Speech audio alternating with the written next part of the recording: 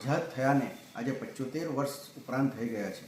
તેમ છતાં પણ આજે પણ શેરી, મહોલ્લાઓ અને ગામડાઓના નામો એવી જાતિઓના નામ પરથી રાખવામાં આવ્યા છે કે જેને કારણે આજે પણ અનુસૂચિત જાતિ અને જનજાતિના લોકો દરરોજ શરમ અનુભવતા હોય એવો અનુભવ કરે છે। આ શરમમાંથી અનુસૂચિત જાતિ અને જનજાતિના લોકોને બહાર કાઢવા માટે સરકાર દ્વારા આવા તમામ શેરી, ગલી અને મહોલ્લાઓના નામનું ફરીથી નામકરણ કરીને મહાપુરુષોના નામ આપવામાં આવે કે જેથી કરીને અનુસૂચિત જાતિ જનજાતિના લોકો પણ એક માથું ઊંચું કરીને જીવી શકે અને એક સમરસતામાં આવી શકે। તેને કારણે જ આજે સુરત મહાનગરપાલિકા દ્વારા સુરતમાં સમાવિષ્ટ આવી 75 જેટલી શેરી, ગલી અને મહોલ્લાઓના પૈકી લગભગ 31 જેટલી શેરીઓના નામ આજે બદલી નાખવામાં આવ્યા છે અને ભવિષ્યમાં બાકીની જે બધી ગલીઓ બચે છે તેમાં ત્યાંના સ્થાનિક રહીશો, કોર્પોરેટરો અને આગેવાનો સાથે ચર્ચા કરીને